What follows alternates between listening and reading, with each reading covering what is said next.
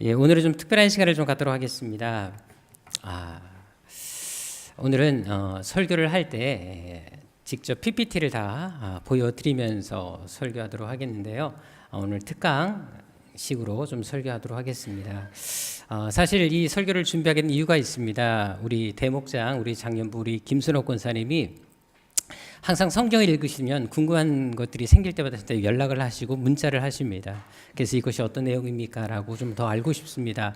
라고 문자를 하시고 근데 그 중에 한 가지였습니다. 근데 가장 기독교의 난제이기도 하고 논란이 되기도 하는 그런 구절을 저에게 얼마 전에 질문을 해서 제가 간단하게 문자로 설명하기 좀 어렵고 해서 물론 간단하게 설명을 했습니다만 그래서 한번 예배 때 한번 아니면 어떤 기회를 맞아서 제가 특강하게 됐다라고 말씀을 드렸는데 이번 주에 계속 말씀을 준비하면서 제가 계속 기도하던 중에 하나님께서 꼭 감동을 너무 강하게 주셔가지고 그래서 이번 주에 이 강의를 준비하도록 하게 됐습니다. 그래서 함께 이 시간 말씀을 또 나눠보도록 하겠는데요. 자, 여기가 어디이겠습니까? 볼륨을 좀 더 키워주시면 좋을 것 같네요. 여기가 어디죠? 혹시 아시는 분 계십니까? 봐도 하버드 대학입니다. 예, 하버드 대학입니다. 우리가 보스턴을 가보지 않았기 때문에 이게 어딘지 잘 모르겠지만 느낌이 어떻습니까? 꼭 교회 같은 성당 같은 느낌이 들지 않습니까? 자, 그런데 이 하버드 대학이 어떻게 세워진 줄 아십니까? 자, 한 번 더 또 그림 보여드리도록 하겠습니다. 자, 그럼 여기는 어디일까요? 바로 예일 대학입니다. 예일 대학인데요. 그렇다면 여긴 또 어떻게 세워지게 됐을까요? 중요한 것은 바로 청교도들, 이 사람들이 세운 학교가 하버드 예일 대학입니다. 근데 여러분들 청교도들이 어떤 분이십니까? 그러니까 너무나 잘 아는 사람들인데요. 영국에서 개신교에 대한 핍박이 아주 강력했을 때 신앙의 자유를 찾아서 저먼 미 아메리카 대륙까지 피신해 왔던 사람들, 정말 목숨을 걸고 왔던 사람들이 바로 청교도들입니다. 바로 이 사람들이 세운 학교가 하버드 대학, 바로 예일 대학이라는 것입니다. 그래서 1636년에 이제 하버드 대학을 세우게 되는데요. 원래 이 대학을 세운 취지가 있었습니다. 목적이 있었습니다. 학생들을 양성하고 물론 맞습니다. 그런데 원래 세운 목적은 바로 목사님들을 양성하기 위한 종교 교육을 목적으로 세운 학교가 하버드 대학입니다. 다시 말해서 신학교 성격이었다는 겁니다. 그러니까 목사님들을 양성하기 위해 세운 학교가 하버드 대학이었습니다. 예일 대학도 마찬가지입니다. 예일 대학도 바로 청교도 목사님들이 세운 학교가 예일 대학입니다. 다시 말해서 하버드 대학도 그렇고 예일 대학도 세계 최고의 대학들이 될 수 있었던 그 이유가, 비결이 어디 있다는 것입니까? 바로 철저하게 신앙 중심, 하나님 말씀 중심으로 학교를 운영해 왔고 또 그런 기본 정신을 가지고 왔기 때문에 오늘날 이렇게 위명을 떨치는 학교로 성장할 수 있었다는 것을 알 필요가 있습니다. 다시 말해서 개인이든 교회든 항상 어떤 중심으로, 무엇을 중심으로 사느냐에 따라서 성공과 실패가 결정될 수 있다는 사실을 얘기해 주고 있는 것입니다. 그래서 잠언서 1장 7절에 어떤 말씀이 있습니까? 여호와를 경외하는 것이 바로 지식의 근본이다. 하나님을 잘 믿으면 너희가 정말로 지식도 풍부해지고 위대한 사람이 될 수 있다라고 얘기를 합니다. 동일한 말씀이 잠언서 9장 10절에도 말씀하십니다. 바로 여호와를 경외하는 것이 지혜의 근본이다. 거룩하신 자를 아는 것이 명철이다.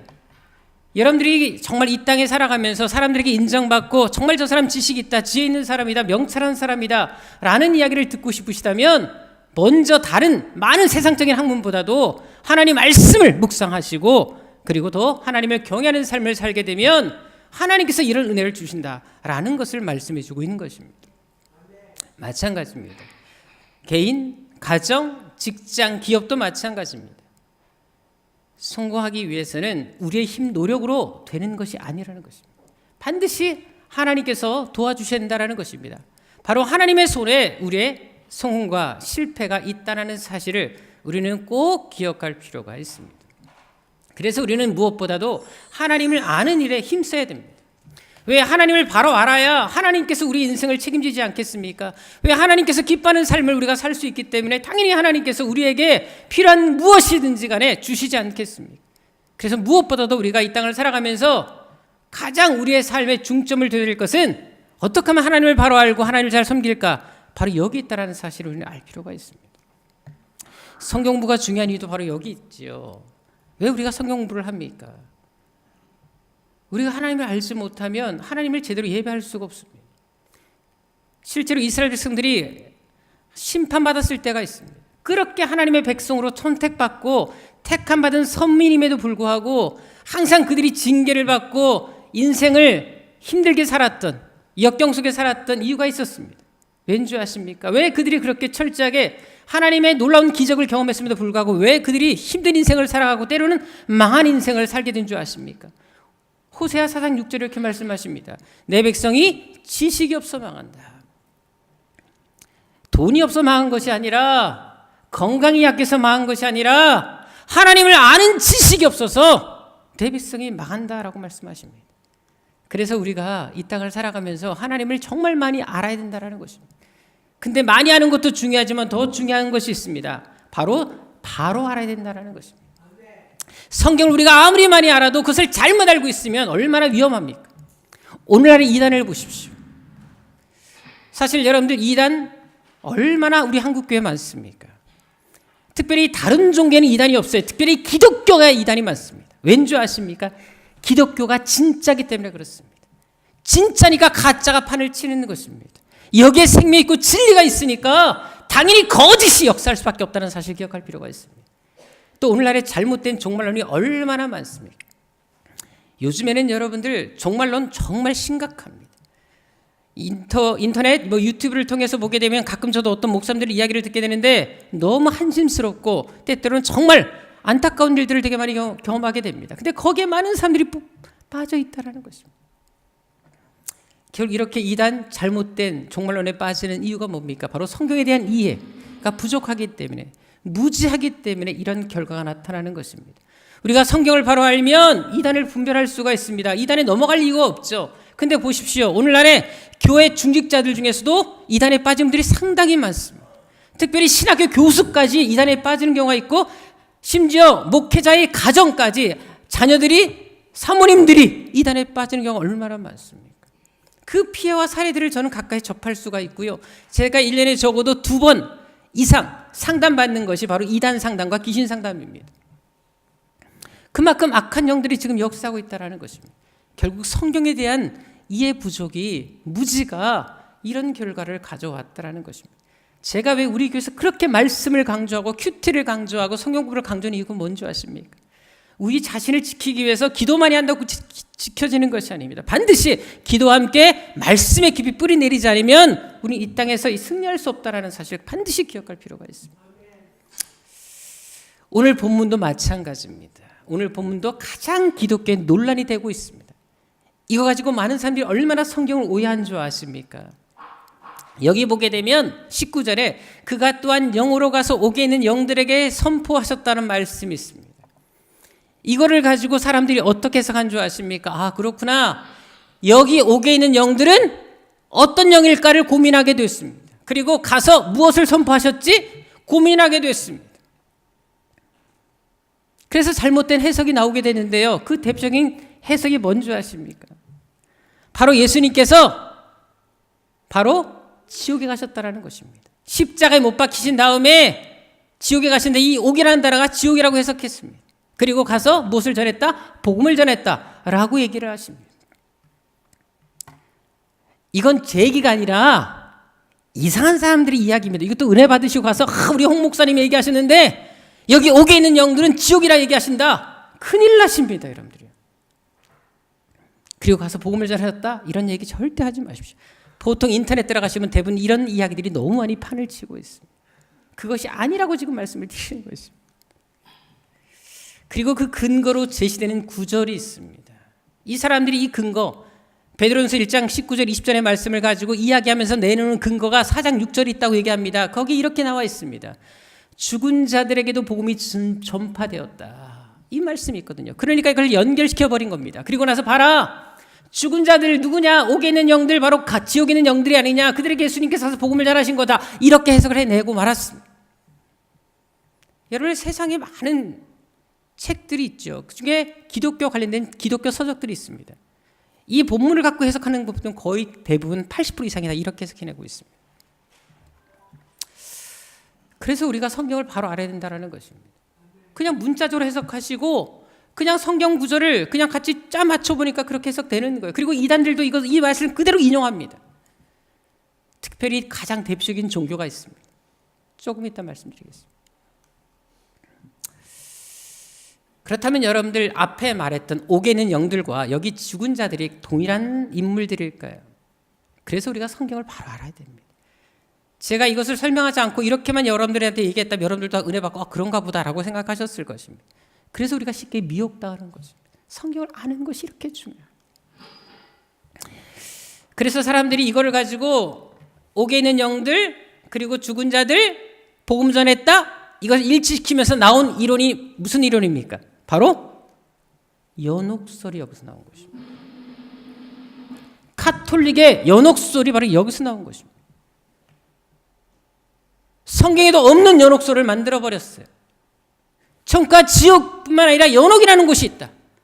그곳에서 열심히 덕을 쌓고 아니면 후손들이 돈을 많이 헌금을 하거나 아니면 그 사람들이 어떤 무슨 계기를 통해서 단계를 올라가다 보면 연옥에서 천국으로 옮겨간다 라고 하는 이론을 만드는 이유가 베드로전서 말씀이었습니다. 그래서 단테 신곡이라 보면 연옥에 대해서 아주 자세히 설명하고 있지 않습니까? 그렇다면 정말 이것이 맞는 말일까요? 그래서 우리가 성경을 잘 공부하셔야 됩니다. 그것만 볼 게 아니라 성경 전체를 보셔야 됩니다. 하지만 우리가 한 가지 아실 게 있습니다. 여러분들, 예수님께서 십자가에 못 박혀 돌아가신 다음에 지옥에 가셨습니까? 예수님께서 옆에 강도에게 뭐라고 얘기하셨습니까? 네가 오늘 나와 함께 연옥에 간다? 연옥이라는 말 자체 표현이 없습니다. 성경에는. 나와 함께 낙원에 이를 것이다. 죽자마자 너는 나와 함께 낙원에 갈 거야 라고 얘기하십니다. 여러분들, 예수님은 지옥에 가지 않으셨습니다. 그리고 우리가 한 가지 아실 게 있습니다. 누가복음 16장에 보게 되면 부자와 나사로의 비유에서 말씀하셨습니다. 이런 부자와 나사로의 비유는 실제 있었던 사건이었습니다. 제가 오후 2시 성경 공부 때 이거에 대해서 확실히 여러분들에게 말씀을 드렸습니다. 거기 뭐 어떻게 나와 있습니까? 여러분, 천과 지옥은 오갈 수가 없습니다. 한 번 들어가면 다시는 나올 수 없다라고 확실히 못 박습니다. 다시 말해서 연옥 자체도 없을 뿐더러 연옥에서 천국으로 옮겨간다? 어불성설입니다. 말도 안 되는 소리라는 것입니다. 그렇다면 오늘 본문에 나오는 그 옥이라는 것이 무엇을 가리킬까요? 그리고 여기서 여기 있는 영들은 누구를 가리킬까요? 자, 여러분들, 성경은 성경이 해석해 주는 경우가 상당히 많습니다. 근데 오늘 본문 19절에 있는 그 여기 있는 영들, 옥에 있는 영들에 대한 얘기를 하면서 이 사람들이 누군지를 설명해 주는 본문이 20절 말씀입니다. 어떻게 나와 있습니까? 그들은 전에 노아의 날 방주를 준비할 동안 하나님이 오래 참고 기다리실 때에 어떤 자들? 복종하지 아니하던 자들이다 라고 그들이 누구인지를 딱 규정해 놓았습니다. 이거를 빼버리고 앞에 것만 잘라버리니까 우리가 성경을 오해하는 것입니다. 여기 옥에 있는 영들은 다른 사람들이 아니라 노아 시대에 살던 사람들이라는 사실을 확실하게 성경은 근거로 제시하고 있습니다. 제한을 시키고 있다는 사실을 알 필요가 있습니다. 바로 노아 시대에 살던 사람들이었다는 거죠. 자, 그런데 그들이 옥에 있다라고 표현을 했는데, 그렇다면 이 옥에 있는 이 표현은 어떤 의미일까요? 아까 이상한 사람들이 말하는 것처럼 지옥에 있다는 의미일까요? 우리가 한 가지 아실 게 있습니다. 성경에서는요, 지옥을 나타내는 단어가 있습니다. 특별히 전문 용어가 있습니다. 신약 성경은 헬라어로 쓰여지고 있는데 이 헬라어에서 쓰는 표현이 있습니다. 전문적인 용어 있습니다. 좀 어려운 말이지만 제가 여러분 이해를 위해서 쓰겠습니다. 바로 게헨나라는 말입니다. 이 게헨나라는 말이 바로 지옥을 나타내는 전문 용어입니다. 자, 그렇다면 여기 옥이라는 단어가 그러면 게헨나가 쓰였으면 지옥이 맞습니다. 하지만 이 단어가 쓰여지지 않고 있습니다. 여기 본문에 보게 되면 어떤 단어가 쓰인 줄 아십니까? 겟나가 아니라 바로 필라케라는 단어가 쓰여지고 있습니다. 이 단어의 뜻이 뭔 줄 아십니까? 이 단어는 지옥의 의미로 사용되지 않습니다. 이 단어의 의미는 뭐냐? 바로 지켜보는 것을 얘기합니다. 누군가를 파수, 경계하고 감시할 때 이 단어가 쓰여지고 있습니다. 그래서 여기서 나온 단어가 바로 감옥, 교도소란 말이 여기서 나온 것입니다. 지옥이라는 단어가 쓰여진 것이 아닙니다. 감시하고 지켜보는 그 장소를 얘기할 때, 아니면 그 자체, 지켜보는 것 자체를 할 때 이 필라케라는 단어가 쓰여집니다. 그래서 누가복음 2장 8절에 보게 되면 목자들이 들에서 양들을 지켰다라고, 이 지켰다는 단어가 바로 이 필라케라는 단어예요. 그렇다면 옥에 있는 영들은 무엇을 얘기할까요? 지금 노아 시대에 사는 사람들인데 바로 하나님께서 그들을 주시하시고 감시하시고 지켜보았다는 얘기를 하고 있는 것입니다. 다시 말해서 노아 시대에 살던 사람들로서 하나님이 계속해서 지켜보고 계셨던 그들의 죄악들을 뚫어지게 감시하면서 파수하면서 지켜보셨던 자들이라는 뜻이라는 걸 알 필요가 있습니다. 그래서 방주를 지을 동안 하나님이 오래 참고 기다리셨다는 표현을 여기서 쓰고 있는 것입니다. 지금 하나님은 그들의 죄악을 보면서 그들이 돌이키기를 바랐지만 돌이키지 않고 계속 범죄했기 때문에 계속 그들을 지켜보고 계십니다. 그들의 죄악이 그 한계에 이를 때까지 안 되는데 안타까운 심정으로 바라보셨다는 뜻을 얘기하면서 이 단어가 쓰여졌다는 사실을 우리는 알 필요가 있습니다. 그래서 3장 19절 옥에 있는 영들, 바로 그들은 누구다? 바로 노아가 방주를 예배할 동안 하나님이 참고 기다리던 자들이다 라고 얘기한 것입니다. 자, 그럼 여기서 무엇을 선포하셨을까요? 예수님께서 옥에 있는 영들에게 뭔가를 선포하셨다 얘기합니다. 그렇다면 이것은 뭐를 얘기할까요? 자, 보십시다. 만약 예수님이 정말로 복음을 전하셨다면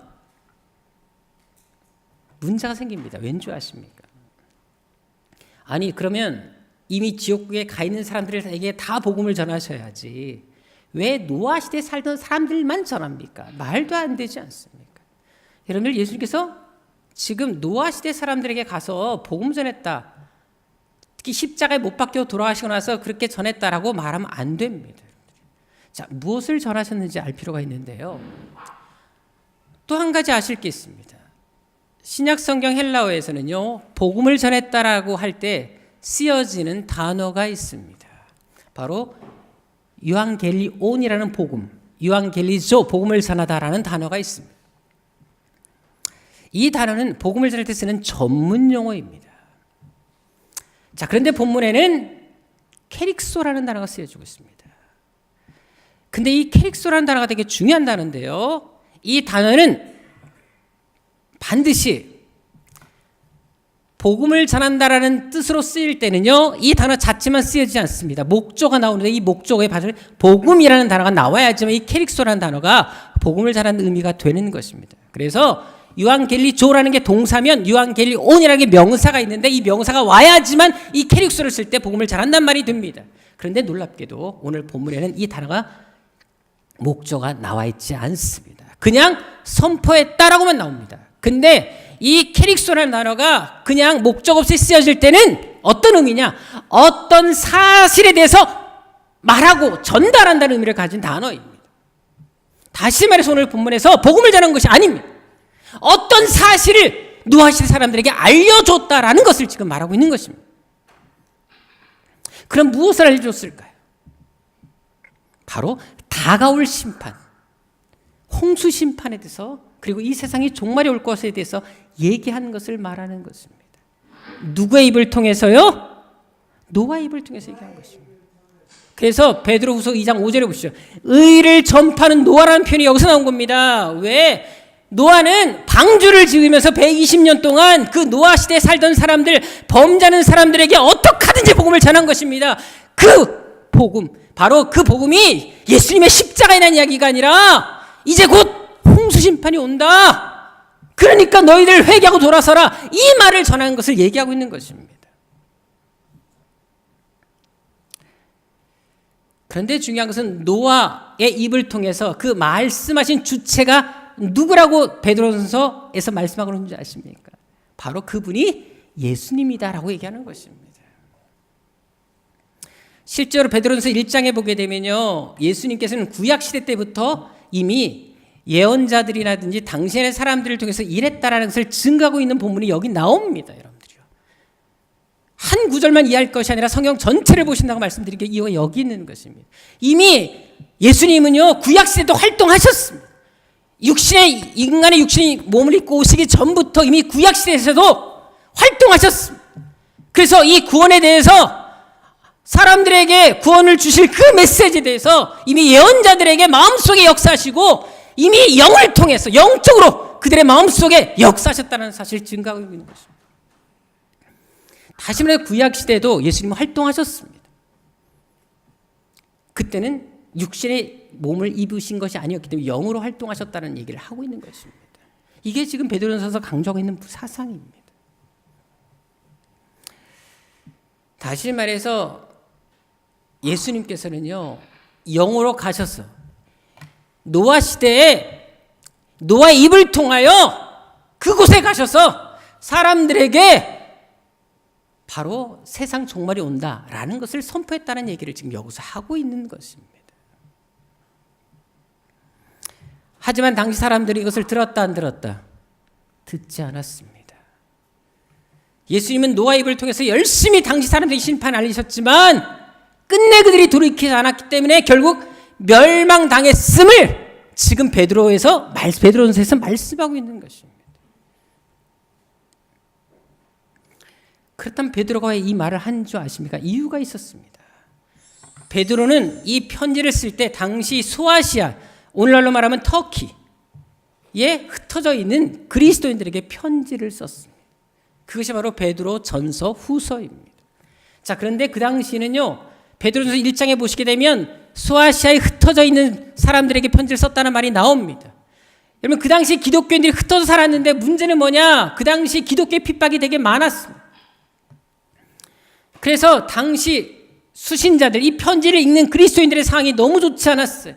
많은 박해로 인해서 순교당하는 일들이 있었고요, 너무나 고통 속에 사는 사람들이 많았습니다. 그러니까 사람들 안에 신앙적 회의를 가진 사람이 있었어요. 예수 믿으면 죽거든요. 예수 믿으면 핍박을 받거든요. 그러니까 예수 계속 믿어야 돼. 회의에 빠집니다. 심지어 세상에 유혹이 얼마나 많습니까? 그 시대는 말할 것도 없었죠. 그 시대는 더 타락한 시대였는데 너무나 유혹이 막 옵니다. 방탕해라, 술 먹어라, 그런 일들이 너무 비일비재했어요. 워낙 우상도 많이 섬기다 보니까 그들은 신전에서 너무나 그렇게 즐겁게 자유롭게 막 방탕하며 생활했거든요. 그런 것들이 보기 너무 좋은 거예요. 근데 기독교는 술 먹지 말아라, 담배 피지 말아라, 하지 못한 게 너무 많아요. 그러니까 힘든 거예요. 그런 속에 사람들이 갈등하고 있었습니다. 그래서 베드로는 편지를 쓴 거예요. 노아 시대의 사건을 들어서 편지 쓰는 것입니다. 왜? 계속 그들이 의구심을 가졌거든요. 야, 예수 정말 잘 믿어도 이게 힘든데, 어려운데 믿어야 되냐? 또 믿다가 죽어버리잖아. 그럼 죽으면 무슨 소용이 있지? 고민하는 것입니다. 그러니까 나 옛날에 예수 믿기 전에는 정말 잘 놀았는데, 정말 먹고 싶은 거 다 먹고 가고 싶은 거 다 갔는데 예수 믿으니까 먹지도 못하고 가지도 못하네. 옛날 이전 생활에 대해서 동경심을 갖습니다. 흔들리는 사람이 있었습니다. 그래서 베드로는 그들에게 몇 가지 권면을 합니다. 그렇게 살면 안 돼. 그 몇 가지 권면 중에 하나가 오늘 본문에 나오는 권면이었습니다. 그래서 여러분들 특별히 베드로전서에는 고난에 대한 이야기가 참 많이 나옵니다. 왜? 기독교인들이 당하는 고난이 많았기 때문에 너의 믿음의 시련이 있을지라도 걱정하지 말아라. 부당하게 고난을 받아도 참아라. 이는 참 아름답다. 그리고 고난받는 것이 하나님의 뜻이다. 너희를 연단하려고는 불의 시험을 이상하게 생각하지 말아라. 지기 정상인 거다. 예수 믿으면 고난 당한다. 고난을 즐겨라. 이것이 베드로의 메시지입니다. 소망을 강조합니다. 그래서 소망의 서신이라고 얘기합니다. 우리에겐 소망이 있지 않냐? 천국에는 소망이 있지 않냐? 힘내라. 이 얘기를 하고 있는 것입니다.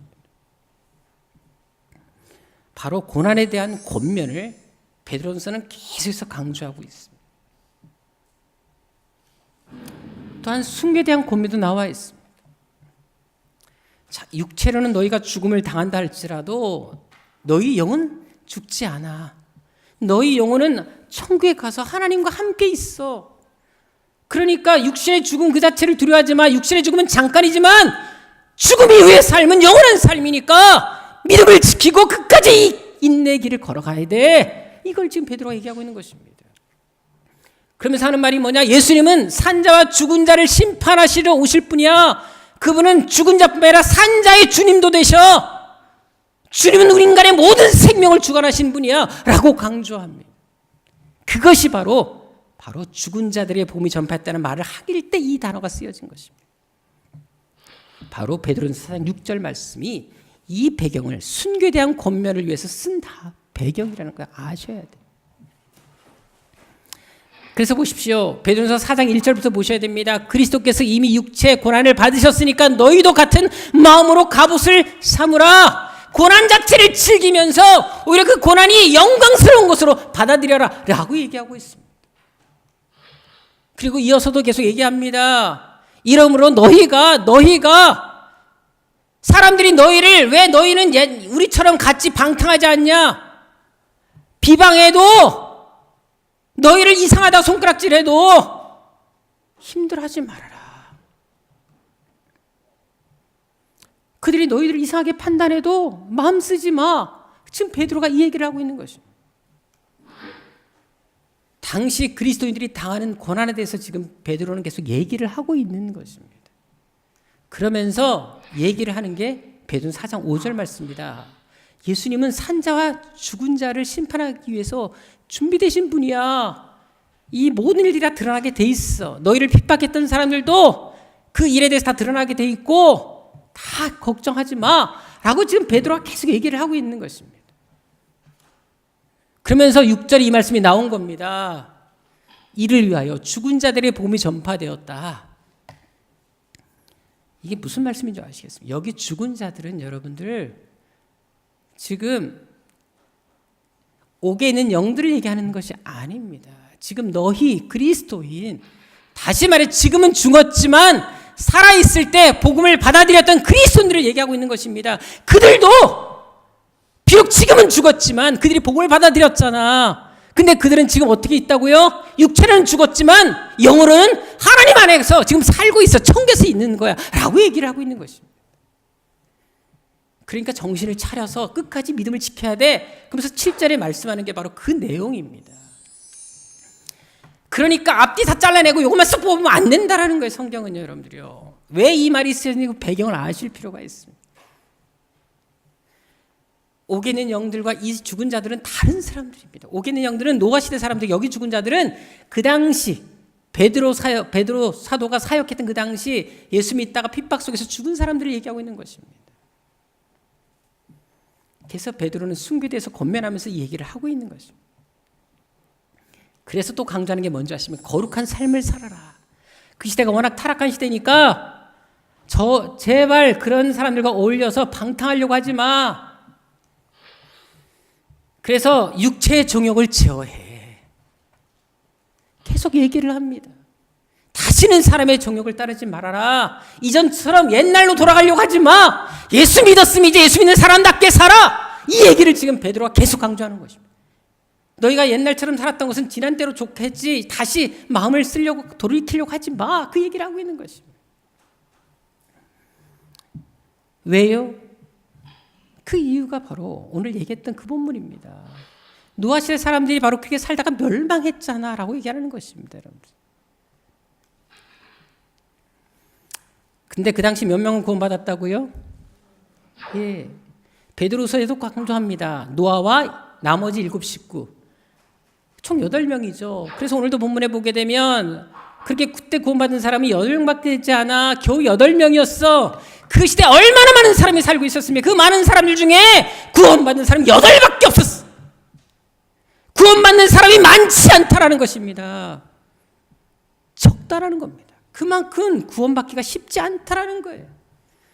그러니까 너희가 이 핍박 때문에 신앙을 버리고 또 방탕한 옛날로 돌아가게 되면 순교를 거부하면 너희도 그들처럼 멸망당할 수 있어 라고 지금 얘기를 하고 있는 것입니다.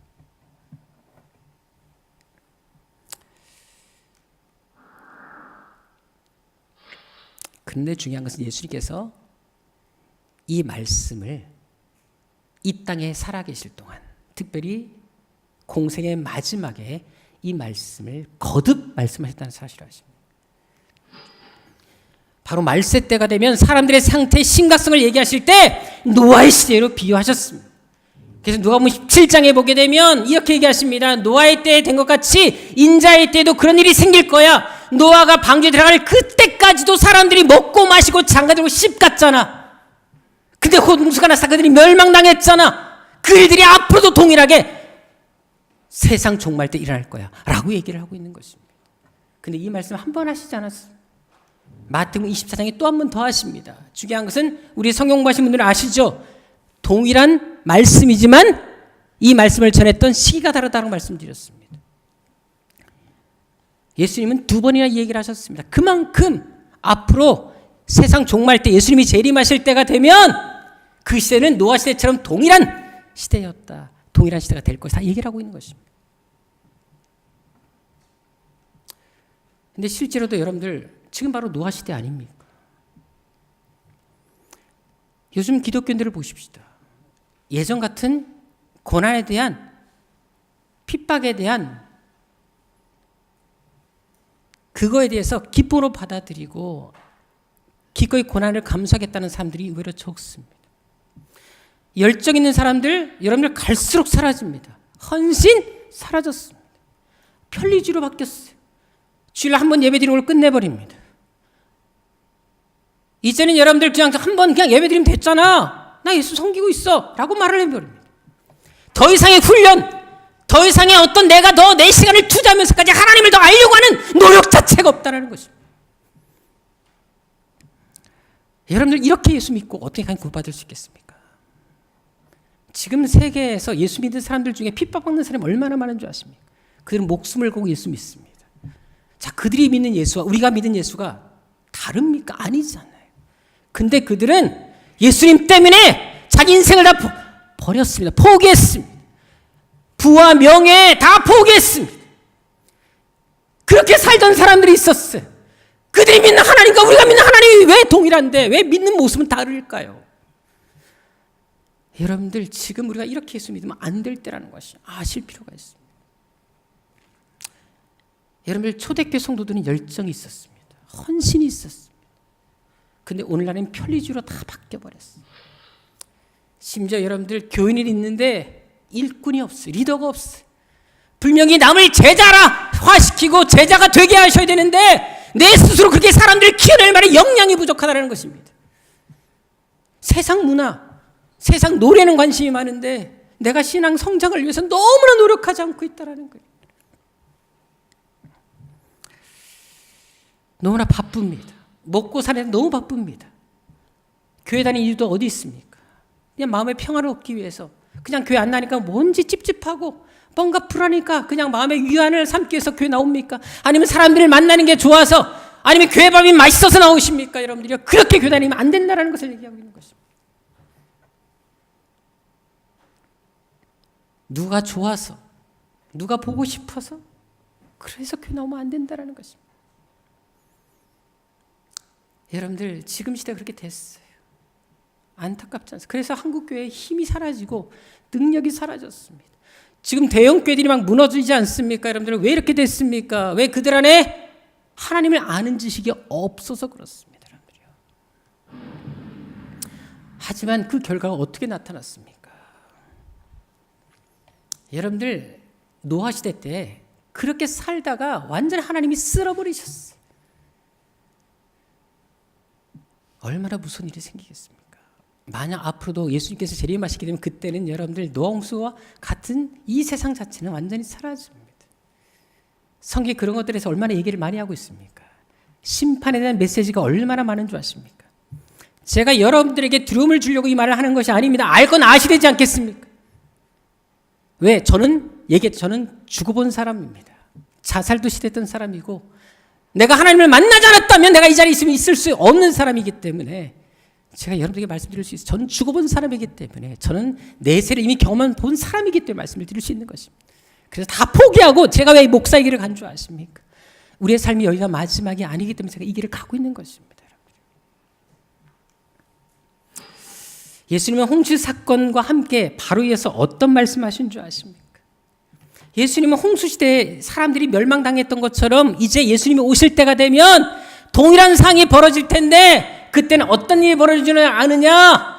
잘 봐라 하면서 얘기하셨던 많은 이야기가 있는 그 중에 하나가 한 가족이 잠을 자다가 한 사람은 데려감을 나고 버려둠을 당할 것이다. 한 사람은 천국, 한 사람은 지옥 간다는 말씀하십니다. 여러분 한 가족입니다. 한 가족.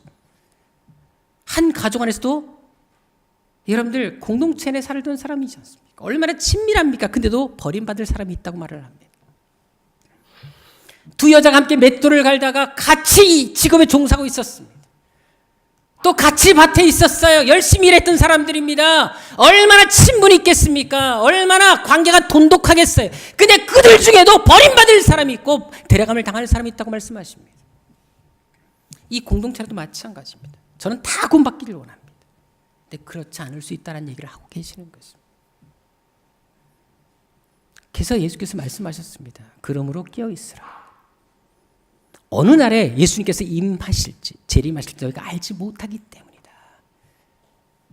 만약 노아 시대 사람들이 홍수가 일어날 걸 확실히 알았다면 그들이 그렇게 방탕했겠습니까? 근데 그렇게 하지 않았기 때문에 그들은 멸망당하신 겁니다. 예수께서 말씀하는 거예요. 지금 시대 똑같은 시대다. 설마 종말이 오겠어? 아이 예수님 재림 지금 하겠어? 아이 재림 자체는 없어. 그렇게 생각하다가 다 멸망했음을 지금 얘기하고 있는 것입니다. 요즘 우리가 큐티 내용이 다 이런 내용 아닙니까? 그래서 가끔 사람들이 그러더라고요. 언제 종말이 끝난대? 라고 얘기하더라고요.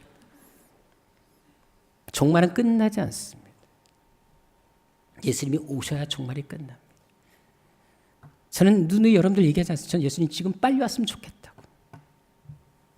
전 세상에다 미련 없습니다. 왜? 지금 믿는 사람들이 교회를 떠나는 거 보면 차라리 예수님 지금 오셔서 남은 사람을 구원받았으면 좋겠습니다. 왜? 갈수록 구원 없는 숫자가 줄어들 거기 때문에.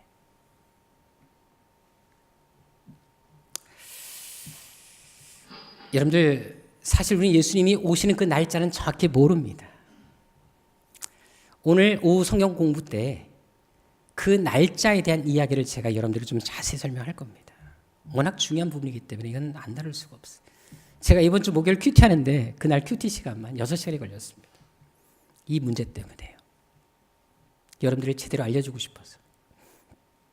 하지만 날짜는 모르지만 대충 언제쯤 오신다라는 징조는 알 수 있습니다. 그때 인자의 징조가 하늘에서 보이겠고 그 땅의 모든 족속들이 통곡할 거다. 설마 지금 오셨을까? 통곡할 거다. 피눈물을 뿌릴 것이다. 그때 비로소 예수께서 살아계신 하나님이시며 다시 이 땅에 오실 분임을 너희들이 보게 될 것이다 라고 얘기합니다. 제가 얼마 전에 성경부 때 말씀드렸습니다. 요즘 징조를 잘 보시라고. 그래서 그 징조를 하나하나 설명 좀 해드린 적이 있었습니다. 여러분들 예수님 오실 날 그렇게 멀지 않았습니다. 복음이 세계 다 전해져야지 예수님 오신다? 그 말 아니라고 말씀드렸어요. 우리가 한 가지 아실 게 있습니다. 예수님은 지금도 오실 수가 있습니다. 그래서 계시록 22장 12절에 이런 말씀이 있지 않습니까? 내가 속히 오겠다. 신약 성경 마지막 책, 성경 전체에서 마지막에 쓰여진 요한계시록에도 내가 속히 온다는 말을 적어도 4번 이상 하셨다는 거 아십니까? 내가 속히 반드시 온다. 온다는 말은 엄청나게 많이 하셨고요. 속히 온다는 말은 적어도 4번 이상 하셨습니다. 예수님 멀지 않게 오실 것입니다. 지금도 여러분 세계적으로 얼마나 예수님이 나타나시는 일들이 많은 줄 아십니까? 개인을 찾아오시고요. 어떤 한 지역을 찾아오시기도 하시고 우리는 전혀 그런 데 민감하지 않아서 모르시겠지만 정말 많은 기독교 관련된 자료들이 막 요즘에 올라오고 있습니다. 제가 들어가서 이 진위를 검증하는데 정말 놀랍게도 그런 일들이 되게 많이 일어나요. 특별히 놀라운 것은 유대인들 안에 그런 일들이 일어나고 있다는 것입니다. 원래 유대인들은 절대 기독교를 싫어합니다. 이를 갑니다. 그리고 또한 유대인들은요, 예수님을 구세주로 받아들인 게 아니라 옛날에 한 선지자로서, 그리고 자기 유대교를 비판했던 한 인물로서 아주 치입해 버리고 예수님에 대해서 별로 좋은 감정이 없습니다. 근데 그랬던 유대인들 중에 랍비들이, 그리고 아주 공부를 많이 하는 사람들이 진짜 예수님의 살아계심을 눈으로 목격하면서 지금 돌이키고 회개하는 일들이 있다는 거 아십니까? 그 중에 한 영상 하나 오늘 소개해 드리도록 하겠습니다. 영상 보여주시면 감사하겠습니다. 여러분들, 예수님은 진정한 그리스도 메시아 구세주입니다. 이 사실은 절대 변하지 않습니다. 이제 우리 새한교회 성도들만큼은 다가오실 예수님의 그 날을, 재림의 날을 기억하면서 정말 신앙생활 바로 하시고 우리의 남은 생애가 하나님 앞에 헛되지 않는 노아시대 사람들이 아닌 베드로 전서 후서를 썼을 때 그 당시 그리스도인들처럼 끝까지 믿음에 승리하는 여러분들 되시기를 주님으로 축원합니다. 기도하겠습니다. 아버지 하나님, 믿음의 선한 싸움을 싸기를 원합니다. 실패자가 아니라 승리자가 되기를 원합니다. 주님 오실 날이 멀지 않았습니다. 아버지 하나님, 그날을 기대하며 준비하는 저희들 되게 하여 주옵소서. 노아시대 사람들처럼 어리석게 주님 오실 날을 전혀 생각지 않고 있다가 멸망당한 사람들 되지 말게 하여 주옵시고, 이제 더 이상 기회도 없는데 아버지 하나님, 지금 이 순간부터 더 하나님을 알기를 원하며 더 하나님을 제대로 믿게 하여 주셔서 이제 언제 주님이 오시는지 간에 아멘 주 예수여 오시옵소서라고 고백할 수 있는 새한교회 성도들 되게 하여 주옵소서. 존귀하신 예수님의 이름으로 기도드립니다. 아멘.